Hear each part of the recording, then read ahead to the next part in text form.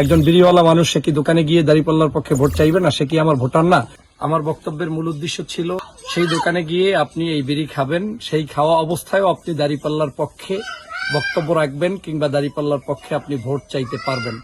আপনি যদি এমন করে দাঁড়িপাল্লার পক্ষে দাঁড়ান, হতে পারে আপনার জীবন পরিবর্তন হতে যেতে পারে এবং সেটা দাঁড়িপাল্লার পক্ষে অবস্থান করার কারণে একটা সময় আল্লাহ তাআলা চাইলে আপনাকে মাফ করে দিয়ে আপনাকে এই সঠিক পথে পরিচালিত করতে পারে। এ ধরনের একটি বক্তব্য ছিল। একজন এমপি পদপ্রার্থী সে সকল শ্রেণী পেশার মানুষদেরকে টার্গেট করেই বক্তব্য দিবে।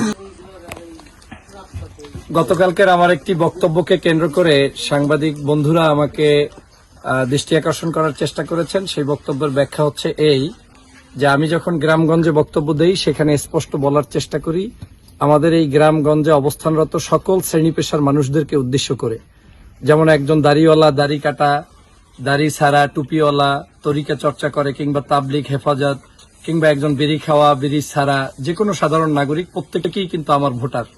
আমার বক্তব্যের মূল উদ্দেশ্য ছিল যে বাংলাদেশের আপনারা যারা বিড়ি খান বা সিগারেট খান, আপনি যদি এই খাবার অভ্যস্ত অবস্থায়ও আপনার দোকানে গিয়ে বসেন, সেই দোকানে গিয়ে আপনি এই বিড়ি খাবেন, সেই খাওয়া অবস্থায়ও আপনি দাঁড়িপাল্লার পক্ষে বক্তব্য রাখবেন কিংবা দাঁড়িপাল্লার পক্ষে আপনি ভোট চাইতে পারবেন।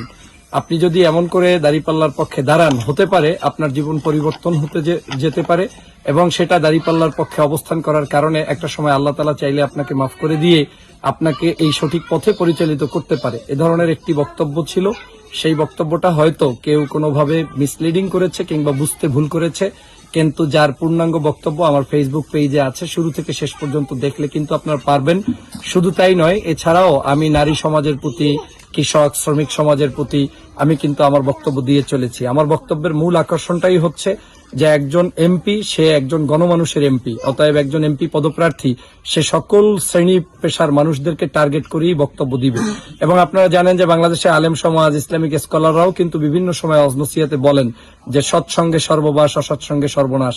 আজকে যারা সৎ পথে পরিচালিত করে, আল্লাহ তাআলা চাইলে একটা সময় তার জীবনকে পরিচালনা করতে পারে, নতুন করে তার জীবন ফিরিয়ে দিতে পারে, সৎ পথে চালাতে পারে। অতএব একজন বিড়ি খাওয়া মানুষ সে কি দাঁড়িপাল্লার পক্ষে ভোট চাইতে পারবে না? একজন বিড়িওয়ালা মানুষ সে কি দোকানে গিয়ে দাঁড়িপাল্লার পক্ষে ভোট চাইবে না? সে কি আমার ভোটার না? সেই জায়গা থেকেই আমি বলেছি যে আল্লাহ চাইলে ওই ব্যক্তিকেও আমাদের পথে পরিচালিত করতে পারে, ভালো করে দিতে পারে। অতএব এই বিড়ি খাওয়া, বিড়ি ছাড়া কিংবা সাধারণ নাগরিক কিংবা একজন ইসলামিক স্কলার কিংবা যে কোনো ধর্ম পেশার মানুষই আমার ভোটার। অতএব তাদেরকে আকৃষ্ট করে আমার এ ধরনের বক্তব্য পূর্বেও ছিল, গতকালকেও ছিল, ভবিষ্যতেও থাকবে। হয়তো আপনাদের বোঝার ব্যাপারে আমি আজকের এই ভিডিওর মাধ্যমে ক্লিয়ার করে দিচ্ছি। তবে এখানেও যদি কেউ বুঝতে ভুল করে থাকেন, আমি মনে করি সেটা একান্তই আপনার ব্যক্তিগত ব্যাপার। আমি সেজন্য আপনাদের কাছে আন্তরিকভাবে দুঃখ প্রকাশ করছি। সবাইকে ধন্যবাদ। আসসালামু আলাইকুম ওয়া রাহমাতুল্লাহ।